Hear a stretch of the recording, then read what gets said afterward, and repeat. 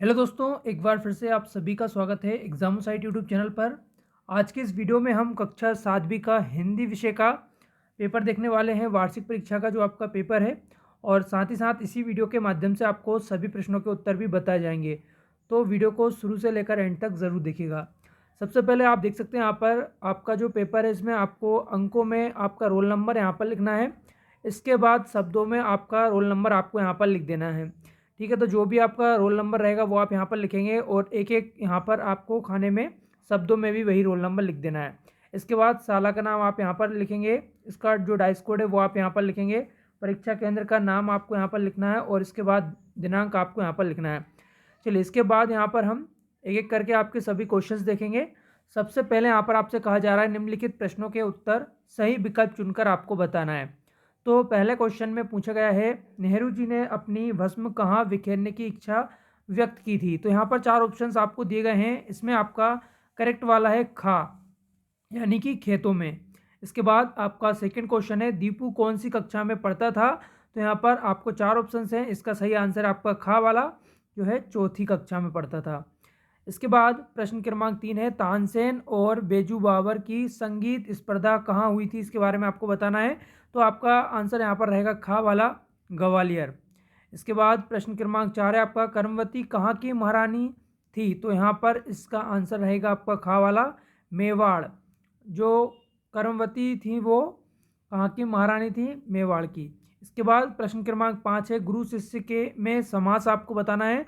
तो यहाँ पर आपका सही आंसर है गा वाला, द्वंद्व समास से आपको यहाँ पर लिखना है। इसके बाद प्रश्न क्रमांक 6 है, समाज में एक प्रत्यय लगाने पर शब्द बनता है, कौन सा शब्द बनता है। तो यहाँ पर आपका सही आंसर है खा वाला, सामाजिक। ये आपका यहाँ पर करेक्ट आंसर हो जाएगा।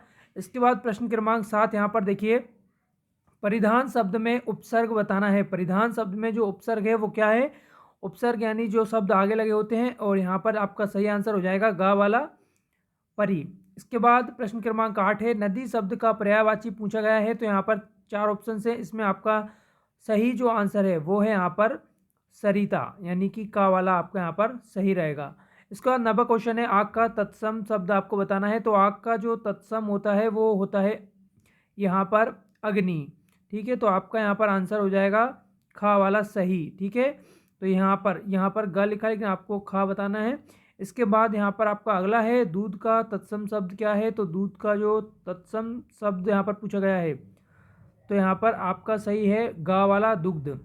इसके बाद प्रश्न हम अगला देखेंगे, प्रश्न क्रमांक 11 है, नीचे दिए गए उपसर्ग योग शब्द में लगाकर नए शब्द आपको यहाँ पर बनाना है। तो यहाँ पर प्रा लगाकर एक शब्द बनाना है, बी लगाकर और अभी लगाकर। तो प्रा से आप बना सकते हैं प्रयोग, प्रा धन योग बराबर प्रयोग, वी धन योग बराबर वियोग, और अभी से आप बनाएंगे अभी प्लस योग, अभियोग। तो ये आपका प्रश्न क्रमांक 11 का आंसर यहाँ पर हो जाएगा। इसके बाद प्रश्न क्रमांक 12 यहाँ पर देखिए, निम्नलिखित शब्दों के बहुवचन रूप आपको लिखना है। तो राखी का, धागा का और बाही का आपको बताना है। तो एक वचन यहाँ पर एक तरफ लिखे हुए हैं और दूसरी तरफ यहाँ पर बहुवचन है। तो राखी का हो जाएगा राखियाँ, धागा का हो जाएगा धागे, और भाई का हो जाएगा भाइयों। इसके बाद प्रश्न हम देखेंगे, आपका अगला प्रश्न क्रमांक 13 है। यहाँ पर विक्रमादित्य के चरित्र के कोई आपको 3 गुण लिखना है।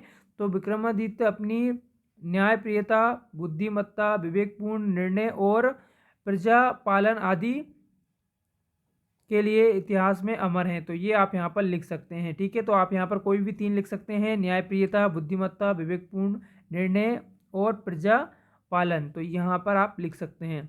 अगला प्रश्न देखेंगे, प्रश्न क्रमांक यहाँ पर है आपका 14, नेहरू जी ने किन जंजीरों को तोड़ने के लिए कहा है। तो इसके बारे में आपको लिखना है। तो यहाँ पर आप लिखेंगे, नेहरू जी ने पुरानी रीति और रस्मों की उन जंजीरों को तोड़ने का आह्वान किया है, हिंदुस्तान को आगे बढ़ने से रोकती है, देशवासियों में फूट डालती है, बेशुमार लोगों को दबाए रखती है, और जो शरीर और आत्मा के विश्वास के मार्ग को अवरुद्ध करती है। तो ये पूरा आंसर है आपका प्रश्न क्रमांक 14 का। इसके बाद प्रश्न क्रमांक 15 देखिए, विक्रमादित्य के नवरत्नों में से किन्हीं 3 के नाम आपको लिखना है। तो आप कोई भी 3 लिख सकते हो। यहाँ पर लिखा है कालिदास, ब्राह्मीर और बाणभट्ट। तो ये आप यहाँ पर नोट कर सकते हैं। इसका प्रश्न क्रमांक 16 है, डॉक्टर अब्दुल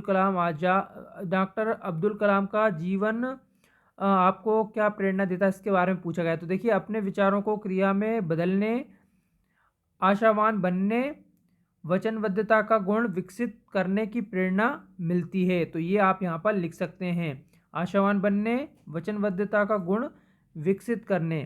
ठीक है, तो ये आप यहाँ पर लिख सकते हैं। इसके बाद प्रश्न क्रमांक है यहाँ पर 17, ज्ञानदा कहाँ और क्यों जा रही थी। तो ज्ञानदा टीकमगढ़ जा रही थी, इसके बारे में आप लिख सकते हैं, वहाँ वे राज्य स्तरीय साले हॉकी प्रतियोगिता में खेलने जा रही थी। तो ये प्रश्न क्रमांक हो जाएगा 17। इसका प्रश्न क्रमांक 18 है, खिलाड़ी भावना से क्या आशय है। तो खिलाड़ी की भावना का आशय यह है कि हम खेल में अनुशासित रहें, हमारे अंदर धैर्य, सहिष्णुता, उदारता बनी रहे और हार जीत का समान भाव से लें। खेल तो मिलजुल कर खेला जाता है। तो ये आपका यहाँ पर हो जाएगा आंसर प्रश्न क्रमांक 18 का। तो ये थे आपके हिंदी विषय के सभी प्रश्नों के उत्तर। और आप अगर चाहते हैं आपको आने वाले सभी सब्जेक्ट के इसी तरह से आंसर मिलते रहें, तो इसके लिए आपको सबसे पहले चैनल को सब्सक्राइब जरूर कर लेना है, साथ में आपको बेल आइकन को भी प्रेस करके रखना है, जिससे आने वाली वीडियो के नोटिफिकेशन भी आपको मिलते रहें। इस वीडियो में इतना ही। वीडियो देखने के लिए आप सभी का बहुत बहुत धन्यवाद।